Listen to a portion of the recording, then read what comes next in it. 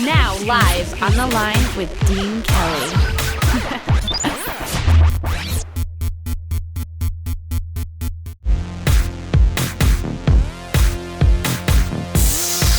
We're here. Hi. Okay, let's do this. So tell me about the kids. The kids? The kids. Which ones? My kids? Yeah, the kids. They're amazing. They're all at work with me every day. Because I know that you're a big animal activist and you do so much Oh, for. that's what I was just on the phone about, which is why I couldn't click over to you. I just found out that tomorrow there's a rally in downtown Toronto where I'm filming about trying to repeal the breed-specific discrimination laws that are happening in Toronto, in Ontario actually, where they will go to your house. And they've been doing this. This got passed in 2005. Oh wow. So for 6 years, they can basically go to your house if your dog's a specific breed, a dog that's done nothing, and take it and put it down. Are you serious? Wow. Yeah. And there's no state in the United States where you can do that yet. Mm-hmm. And there are states in the U.S. that are trying to get that done, which is, it's not happening. That's too many people are fighting it. But somehow this got passed in Ontario 6 years ago. And the public's mad, and they're fighting against it. So I didn't know that this was happening tomorrow. I mean, I got this email and this whole thing. I checked it this morning, and I'm like, shit, this is happening tomorrow. So I'm in a mad rush to sort of get as much media attention on the event as I can. Well, we will definitely go down there tomorrow, and I'm going to speak a little bit, do like a public talk, and then also, do some one-on-ones. Well, we will definitely help. We'll definitely tweet it out and do what we can. Oh! Because that's awesome. Yeah, so definitely follow us after this on Twitter. It's Dean Kelly Online. Okay, I will. I'll ask Dean Kelly at what? Dean Kelly Online. Online. Okay, perfect. I will do. Thank you. So I think you should go as Nikita to this rally. And just kick a lot of ass. I should go armored. I mean, anybody who hurts animals, like, oh, Lord. Yeah, yeah. No acting required. Yeah, because you could leave right from the set. You don't have to change. You just go there, kick ass, and come back. I don't have to, de-armor. Exactly. So tonight's episode is really cool because it, took place, the beginning was, Simsbury, Connecticut, which is, right next to us. Oh, yeah, exactly. I love Connecticut. Oh, my God. Yeah. Yeah, pretty cool. That's because nothing like that usually happens here, so that's pretty cool. No. So tell us a little bit about this season. It just started, and there's already so much drama.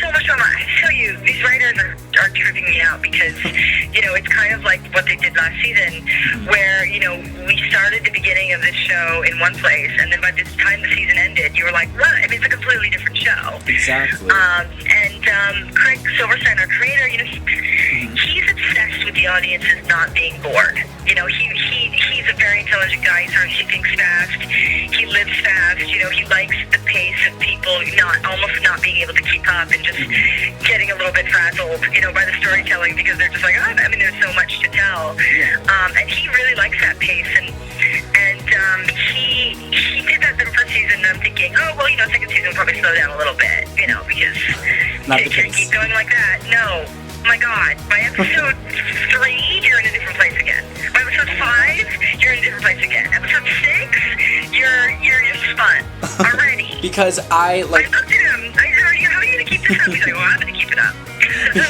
Because Olivia, who's my best friend and she's my partner on the website, she's the one who actually got me into Nikita. So I had to catch up on the whole. Right. Thank you.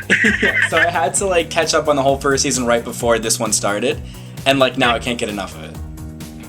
Isn't it just? I mean, can't do it. The storytelling. I just love Craig. I love what he's done with. I love how twisty everything is, and I like it. Well, it's I can only imagine how exhausted you get because I'm sitting on the couch eating popcorn and I'm watching it and I'm getting exhausted and you're doing flips, blowing things up and kicking ass and No, there's one of my best friends who goes, he watched the pilot with me, before it had come out on television, and I had the DVD, so I brought a bunch of people to my house and we all watched it, and he said to me, he looked at me when it was done, he goes, oh my God, I'm never gonna be able to watch this show. He's like, I don't want to have fucking anxiety attacks for the rest of my life. No, I'm the dramatic pauses right before commercials, I'm no! Every single time. I know, and every time they end an episode, you're like, wait, what? I know. There's always something. I try not to look at the time, like when it's going, because I'm like, oh my god, there's only 5 more minutes. What's gonna happen in the next 5 more minutes? And then it's like, it's crazy. So you don't know what's like gonna be happening as you're filming it. Like when you get the script, do you know like what, you know, the big cliffhangers are gonna be and what the big storylines are gonna be? Craig's perfect with me. Craig tells me, you know, I will say this, I know more than anybody, of course, because, you know, I have to. Yeah, because you're Nikita. You know, I work with them on story, and I work with them. I mean, not in a really broad sense, but I definitely have specific ideas. I definitely, you know, there are arcs and things that we talk about, you know, big season arcs. And so I'm involved in that way. So I definitely know more than anybody else on the show. Mm-hmm. And I know outlines, you know, up until episode 10. Obviously, things can change, but Craig does keep certain things from me till I need to know, and he's such a shit in that way, because it's perfect, actually, you know, because I'll go and I'll sort of like, you know, need sort of performance things up until, let's say, episode 5, and then, you know, right before we start the next lot of episodes, he'll go, okay, so here's the thing, and I'm like, oh Jesus, oh my god, and then I just start spinning again. Oh my god, because like, but I do know a lot, yes. Because like you have to tell me, okay, one of the most exhausting things in the show is like the relationship between, you know, it's like Alex and Michael, and what's going on with that this season? Well, in season 2, obviously, we start off with Michael and Nikita having gone rogue together, and, you know, she's finally started working with this partner. So, you know, in the beginning of the season, you're going to see a much softer side to her in that, you know, she's kind of been, it's not that Nikita was waiting for a partnership. I mean, she definitely loved him, but, you know, she's obviously capable of doing things on her own. But, you know, when you sort of love someone and you're waiting for that thing, and then when it happens, you just kind of feel like more than anything, more than just happiness and more than, you know, elation and all that stuff, you sort of, there's a sense where a weight's been lifted. Right. From your shoulders, you know? And like she's not carrying the entire world on her shoulders anymore. You know, there is somebody that she can actually talk to and relate to and partner with. And so I think that's where the lightness comes from for her in the beginning of the season. Michael and Nikita, people have been waiting to see them together, but season 2, I mean, obviously, you know, getting them together is easy. Keeping them together may be hard, though, just because they have obviously a heightened reality and they have different problems than other couples. So Craig has created this very adult problem. And when I say that, I mean, you know, it's not soap opera problems like, you stared at Jenny, or how dare you sleep with Dad? You know, there's none of that going on. Well, I think that's what makes it so relatable, is it's like, I mean, we can't all relate to like the, you know, the whole like spy aspect of it, but the relationship aspect is like something that everybody goes through. Right, and you know, emotions are the great equalizer. So it's like, it doesn't matter what world it's taking place in. You know, everybody knows how that feels. And so when this adult problem happens for Michael and Nikita, it's not going to be one of those things where you can take a side and go, what is he doing? Or why is she doing that? You're going to go, oh no! Like, that's what we do. No, you're going to just sort of stand in the middle. Right. Okay, I'm devastated. I have to ask, because I don't know how you do it. Okay, obviously you can fight in like the fighting outfits, but how do you fight in like these like dresses and like these like bathing suits? Like, how do you do that? How is that possible? It's terrifying, because you don't want things to jiggle. But right. You know what I mean? Like, you're running around and like people are seeing every part of your body, and you're just like, okay, is anything hanging out, or is anything not tight? Right. You got to keep the girls. So that's mortifying, and I did that once in the pilot, and I had to do it, and they were like, listen, and what's funny is that the pilot, the bathing suit scene is a nightmare. She does wake up and it is a nightmare, so that makes sense to me. Haven't done it since, but I will tell you the hardest part is the heels. Oh yeah, how do you run and like jump and flip in those? It is, you know how funny? It's like, one day I was on set, and one of my wardrobers said to me, Maggie, are those I was wearing like 4.5-inch heels or whatever, and he said, or 5 inches, and he said, Maggie, are those okay for now, or do you need something lower? And I looked at him and I said, honey, this ain't high. But yeah, I can run. It's like a sick gift that I have now, that I can be in the craziest shoes and still do what I have to do. So I don't understand how I haven't like broken my ankle, or like, I don't know. Well, does it feel weird now when you do it and you're not in like heels, because you're so used to doing Well, heels? when I do it and I'm not in heels, I feel like a superhero, like a genuine superhero, like I could fly or. Because like you need, okay, like after Nikita, you need to like like I want to see you like take a break and like do like a romantic comedy where you're just looking pretty and not like kicking everybody's ass. No, I agree, and you're right, and it's funny because, everybody has their own ideas about what they want to do in the industry, and it's really funny, and that is something that I look forward to, and I do want to do an indie on the next hiatus, something small, just in a controlled and not so larger than life, like what I do, for most of the year. Yeah. Our industry, though, does definitely dictate to you.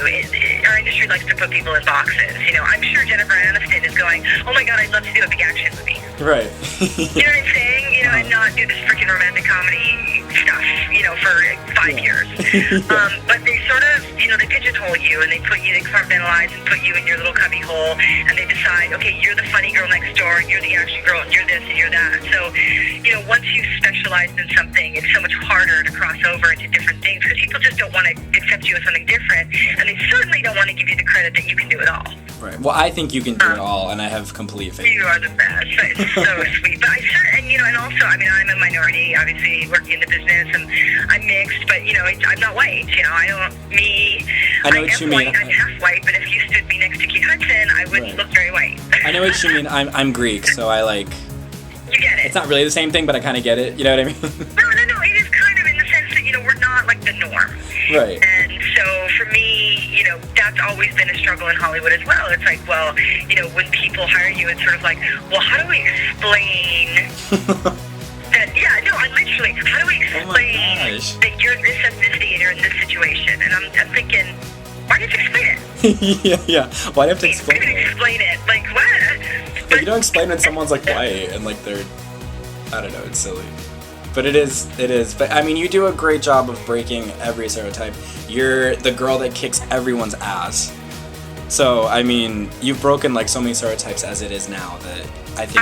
Thank you so much. You've got above and beyond. I'm working so hard on it. I mean, I'm working against, like, I won't say what the movie is, but it was a very popular romantic movie that involved a bunch of romantic comedy that involved a bunch of different people. It was an ensemble. And my friend was a casting director on it, and she called me, and she was like, oh my God, Maggie, I read the script. It's so funny. It's perfect for you. I'm getting you in this because I'm so sick of just seeing you in action. I want to see you in a different light because I know you, and I know what you're capable of. And I was like, oh, that's so sweet. And I said, yeah, well, let me know. So she goes and has a meeting with the producers, and literally the producers said, no, we love Maggie, nothing against Maggie. It's just that we don't really want, for this specific movie, anyone in it who's not white. Oh, and you're like... And I'm like, oh, I didn't know. really?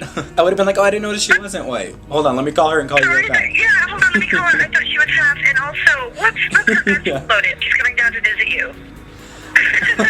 Yeah, and kick your ass. I mean, it's interesting, and so those little things will happen all the time, and I think this scares some people, but for me, I actually think it's quite funny. I think it's hilarious because, I mean, some people sometimes think that I'm Spanish, and I'm not, or Italian. No, I know, of course I do. Oh my God, when I first moved to, I lived in Tokyo for a little while, like after I left Hawaii, and I remember there was a bunch of white girls there who treated me like shit, and like it was weird, like they wouldn't talk to me and stuff. So one day, I said to this girl that I knew, I go, what is up with your friends? Why won't they talk? Like, why do they, I've never met them in my life. Why do they treat me like that? I was like 17, 18. And she was like, oh, they think you're Mexican. But what about, I was like, what if I was? Yeah, like what does that have to do with it? But what if I was? What? But she's like, she looks at me, she's like, with the sympathy face, she's like, yeah, sorry. And it's like, oh, okay. I mean, people are so strange, but I mean, if anything, stereotypes exist everywhere, don't they? I mean, if anything, you get like a funny. I mean, all the situations I've had, it's like a funny story I can tell people and they laugh. So Agreed. I kind of look at it that way. Great, and I've got like talk show stories for days, so it's great. That's awesome. Well, thank you so much for talking with us today. It's so fun talking to you. It doesn't even feel like an interview. No, at all. It feels like friends. And I will follow you on Twitter, and I'll get updated. We'll definitely tweet out the thing about the great thing that you're doing tomorrow at the animal riot. I was gonna say riot at the rally. Would you? We will definitely do that, and look forward to seeing you kick ass in Nikita, and then being a love interest in a romantic comedy sometime from now. Yeah. Okay. All right, Maggie. Thank you so much. Have a great night. You better night. interview me, okay? Definitely. You Okay, better. sounds good. You better. I'll be there. Have So. a great weekend. All right. You too. Thanks so much. All right. Bye. Bye.